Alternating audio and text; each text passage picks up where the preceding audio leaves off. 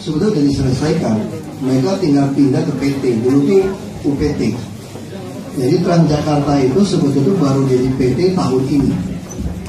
Jadi untuk yang di UPT itu kontrak, sebetulnya kita tawarkan. Kita kalau mau bayar mereka juga, kita bicara jujur aja. Sebelum kita keras, apakah pegawai-pegawai di Transjakarta itu bagus? Orang nggak bagus mau diangkat. Terus kita kalau langsung mau pecat, kita mau kasih minta pesangon. Nah dulu kita terima aja kerja. Kalau nggak betul baru kita singkirin. Itu namanya mengadministrasi keadilan sosial. Nggak ada pilihan. Itu aja sebetulnya. Jadi kadang-kadang ya jujur aja tuh orang tuntut. Saya juga bukan dewa, saya bukan malaikat. Umumnya yang nuntut ngeyel-ngeyel itu orang nggak benar. Kalau anda benar saya beresin, nggak ada nggak kita beresin. Tujuan kita mau nolong anda kok. Orang tuh terlalu nuntut melulu. Kerjanya gimana sih? Ya kan kalau nggak baik kerja baik-baik dong. Kita kerjasama dengan KPK sangat erat. Kita ada task force gratifikasi. PNS yang pertama kali melaporkan gratifikasi adalah Bu Tuti. Sudah kita bikin. Bu Tuti melaporkan ke luar negeri ada yang titip duit, terus ada yang kontraktor datang kasih duit. Nah, dia lapor saya, kita lapor ke KPK. Ada juga yang lapor terpaksa karena saya tanya, lo udah terima gratifikasi ya? Dia lama dipecat terus dia lapor. Nah, saya Bu Tuti banyak yang melapor. Itu kita ada task force. Terus kita ada program Aku Perempuan Anti Korupsi dari KPK. Kita yang membuat permainan. Sekarang yang tahu ini yang korupsi, ini yang suap, ini gratifikasi mana. Kita ingin dari anak-anak dilatih. Jadi nanti masa orientasi sekolah di Jakarta itu tidak ada lagi fisik, tapi belajar tentang itu. Jadi kalau kasih guru kumpulin duit, kasih guru ulang tahun, itu termasuk suap bukan. Nah itu hal-hal itu yang didiskusikan. Nah kalau yang cara lain gimana? Suap masih ngeyel. 3 aja rumus yang lain. Rumus pertama pecat, kedua pecat, ketiga pecat. Karena gitu. Cara atasi itu aja. Oh dia mana pengangguran kaya raya, depositonya banyak. Itu yang dipecat-pecat itu nggak ada yang miskin. Ada satu lah tiba-tiba ngaku miskin, anaknya nggak bisa kuliah, kontrak rumah. Kita cek, bentar mau bayarin uang kuliahnya. Tetap lu dipecat sementara. Itu urusan yang berbeda kan? Ya apa-apa gitu loh. Nah daur ulang sampah kapan? Kita mau bikin gasifikasi tadi kan? Jadi kita mau kerjain termasuk sistem pengolahan air limbah. Nah gimana tadi lapangan kerja gitu ya di Jakarta. Jadi bagi kami seluruh dunia yang paling penting adalah pelayanan terpadu satu pintu. Kita mempermudah orang melakukan bisnis. Kedua, tentu kita juga pengen membangun pelabuhan ini termasuk jasa transport wisata. Nah kami mulai membantu orang itu menjadi pegawai sebetulnya. Kami mau dorong pabrik-pabrik itu keluar dari Jakarta sebetulnya. Kami ingin orang usaha, makanya kami paksakan semua orang pakai kartu ATM Bank DKI, baik sebagai PKL, rusun di pasar, karena itu tidak sewa. Kalau kita kasih 1 triliun, 5 juta, 2.000 pedagang kita bantu. Nah kita akan mulai begitu itu lengkap, dia punya tabungan, kita akan mulai modalin. Tapi modal itu tempat. Jakarta tuh mau usaha apa gampang. Terus kami juga udah mulai membuat tempat startup untuk co-working place. Kita lagi siapin ada berapa kantor. Dia anak muda mungkin aplikasi datang aja ada wifi, dia bisa jadi inkubator, dia mulai di situ nggak usah bayar. Kita lagi siapin tempat-tempat seperti itu. Dia mereka tinggal datang, ada full wifi seperti itu. Jadi sekarang masih kreatif. Kalau cuma jadi kerja pabrik, kerja perusahaan, saya yakin kalau transportasi diperbaiki, pasti kekayaan orang naik, lapangan kerja akan terbuka. Nah teorinya gitu aja. Apalagi kalau ada turis yang kita lagi incar itu adalah salah satu dari Tiongkok. Tiongkok itu outboundnya 100 juta orang. Jadi 1,4 miliar. Terus belanjanya rata-rata 10.000 US. Berarti itu 1 triliun US dollar dia belanja setahun. Ini mengalahkan GDP kita, produk bruto kita, yang ini berapa 700 M ya masalahnya. Dia belanja ya 1 juta. Makanya kalau ke Paris, ke London, yang ngantri-ngantri tas yang mahal-mahal itu semua dari Jokowi. Betul kan? Karena itu dia 100 juta orang. Ke Indonesia baru 1 juta. Nah kalau ini dari naik ke 5 juta sampai 10 juta, untuk transportasi sistem yang baik, ini juga akan memberikan pemasukan yang baik. Ya, itu seperti itu. Kalau yang lain saya nggak hitungan, ditanya sama ekonomnya kunjung pusing. Jawabnya gimana? Ya, kerja gimana gitu ya. Nah, tadi soal kesehatan saya nggak bisa, karena kesehatan itu adanya di ID. Namanya udah ID kan, ID. Dia nggak bisa terima tuh orang Indonesia buka praktek di sana bantuin sosial pun nggak bisa. Padahal dia sendiri nggak sanggup gitu loh. Nah, mereka kalau bisa ya silakan, itu urusannya ID. Tapi rumah sakit kami kepuasan hampir capai 80%. Kita pun udah, kenapa bisa begitu baik? Karena rumah sakit, puskesmas semua itu jadi BRUD. BRUD itu kita bisa merekrut bukan PNS jadi kepala. Maka bisa merekrut pegawai bukan PNS. Makanya sekolah mau saya coba seperti itu. Sudah bisa merekrut yang swasta, baru bisa jadi baik. Puskesmas kita tahun ini berhasil menambah 1.240 ranjang. Tarakan kami kita baru resmikan bisa 8 orang kalau nggak salah untuk kemo. Karena kanker itu lama sekali kemonya di Janmais nanti Indonesia. Dan kita juga ada operasi jantung di atas 300 orang dan semua hidup. Ada 2 meninggal bukan urusan jantung, penyakit yang lain. Itu Tarakan sangat bagus. Operasi jantung semua.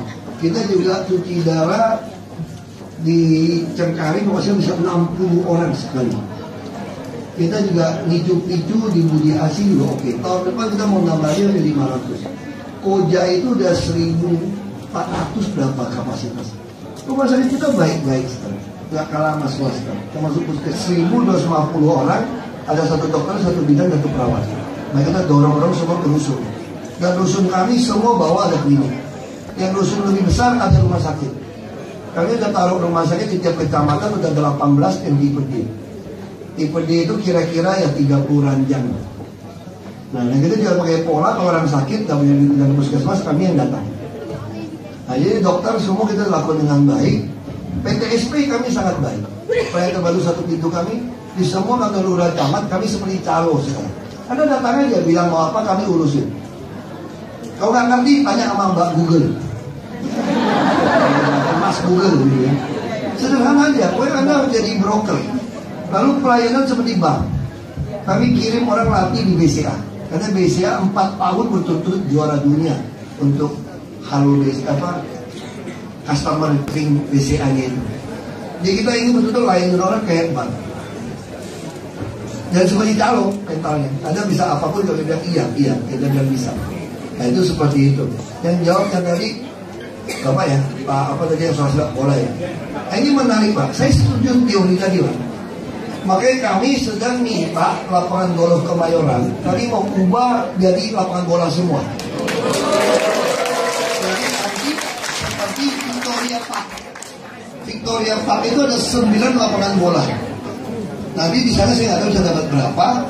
Ya kan, di sana lewat Rotterdam juga ada danau terus lapangan bola yang main kan. Jadi yang kecil kita lebih besar. Nah sebenarnya kami lakukan sekarang adalah melatih anak-anak rusun. Kami mau membuat rusun K. Dia anak-anak rusun tadi kerjasama dengan apa saya lupa apa yang saya lupa. Itu dari pelatih dari Brazil datang. Nah jadi kita akan bikin rusun K itu kita pengen bangun rusun yang besar, apartemen di Kemayoran sebetulnya. Jadi depannya itu pakai jembatan nanti langsung lapangan golf itu lapangan bola semua kayak perasa. Nah yang kami bikin yang Bapak masuk ke kecil-kecil itu adalah RPTRA Pak. Jadi kami sudah menyelesaikan 6 ruang publik terpadu ramah anak. Cuma Jakarta gede orang nggak itu tahu. Apa itu RPTRA? Ini filosofinya sederhana. Filosofi pertama, tiap-tiap keluarga mempunyai kesulitan masing-masing. Makanya mereka butuh komunitas untuk berbagi dan memperhatikan, sharing and caring lah istilahnya. Nah kalau dia mau sharing and caring, komunitas itu butuh lokasi, butuh tempat. Nah tempat itu yang kita bikin. Lalu yang kedua, ini hasil riset. Tingkat kebahagiaan orang ditentukan bukan berapa sering dia datang ke taman, tapi berapa lama dia menikmati sebuah taman. Nah kita bisa bayangkan kalau orang nggak mampu, di tempat yang nggak mampu, dia mau olahraga, mau kumpul di taman, kakek nenek dibawa cucunya bosan nggak di dalam taman? Nah makanya kami kerjasama dengan universitas, pengen tahu orang kampung ini pengennya apa? Mau basket, badminton, atau futsal, atau volley, Anda kasih tahu, kita bikinkan. Mau pengajian, kita bikinkan. Ada perpustakaan, ada juga apa? Tentu lapangan dan orang kumpul di situ. Kami gaji, kami beresin, satpam semua, buka jam 5 sampai jam 12 malam. Tahun ini kami akan selesaikan lagi 54, sehingga Jakarta akan punya 60 RPTRA. Luasnya macam-macam. Ada yang 5.000, ada yang cuma di bawah 1.000. Tahun depan kami akan bangun 150. Jadi tempat yang paling kumuh dia harus lakukan. Dan tahun depan saya tertawarkan pada orang yang punya rumah. Misalnya Anda punya rumah, saya mau minta presiden keluarkan kepres supaya ide saya ini nggak dipanggil BPK, panggil jaksa lagi nanti saya repot kan. Jadi saya punya ide, kalau Anda punya tanah 100 meter bersertifikat, saya mau minta setengah jadi taman, lapangan bola macam-macam, pelatihan itu, setengah saya bangunkan apartemen. Lalu yang punya 100 meter saya kasih 1,5 kali.